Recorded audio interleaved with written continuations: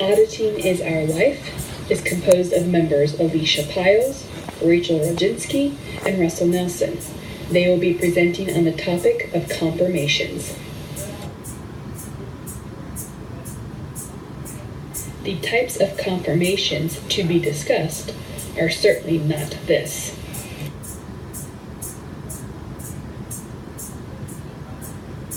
Nor this. This is an audit confirmation and what will be discussed in the remainder of this presentation.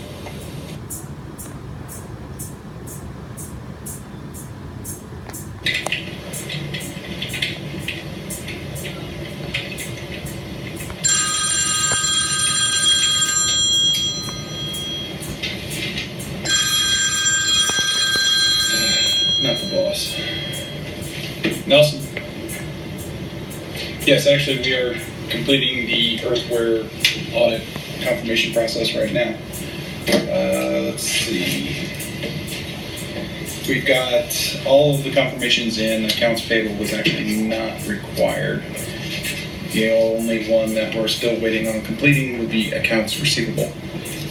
We shown there was enough risk and materiality and potential for misstatement in that account that we felt some blank positive confirmation was needed. Just so far, just activewear. Yeah. Well, the original deadline, they said they would have it out to us by today. I can actually call them today to make sure that's going to still be on schedule and that we were going to be receiving it. Okay. All right. Thanks.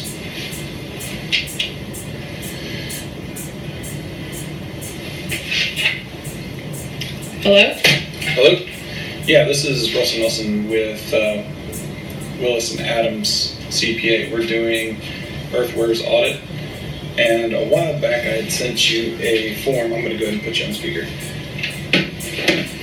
I had sent you a form to do a blank positive confirmation over your account, just to confirm some balances and everything. And originally, it was stated it would be sent out by today. Is that still a possibility? Yes. Awesome. Great. I appreciate it. And I look forward to seeing it. Okay. Thank you. Thank you.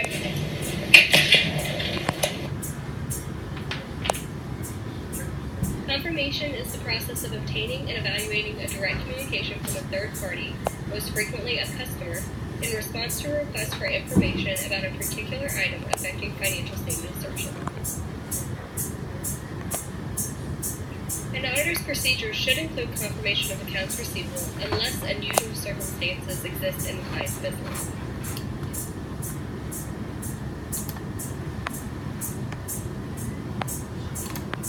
Auditing standards do allow the auditor to omit confirming accounts receivable in the following circumstances. 1. The accounts receivable balance is immaterial. 2. External confirmations would be ineffective. And 3. The auditor's assessed level of risk of material misstatement at the relevant assertion level is low, and the other plans of standard procedures address that assessed risk. If the auditor decides not to confirm accounts receivable because of one of the above circumstances, they must fully document that decision. Sometimes it is acceptable to confirm interim balances rather than year-end balances. However, this also depends upon the risk of material misstatement for the processes being confirmed. If there's higher risk of errors and misstatements, then audit procedures would be conducted nearer to year-end. But if there is less risk, then interim procedures may be used in that circumstance. One advantage of confirming at interim date is that an auditor is likely to catch an error sooner and therefore allow management time to adjust and fix that error before period end and financial reporting. A disadvantage to confirming accounts receivable balances at interim would be that customers are likely to make payments past the date of testing, so the confirmation procedures would need to be updated to account for such activity, like those payments. Thus, follow-up testing would be necessary during year-end testing phase to consider activity occurring during the remaining period or after the confirmation date at interim. A blank positive confirmation is a request for customer's account balance or an account balance and not stating any information to be confirmed by the customer, but the customer to provide all of the information for that account. The pros to a blank positive statement are that it is provided by a third party. Therefore, it assures the information is correct and also assures that the customer/vendor actually exists.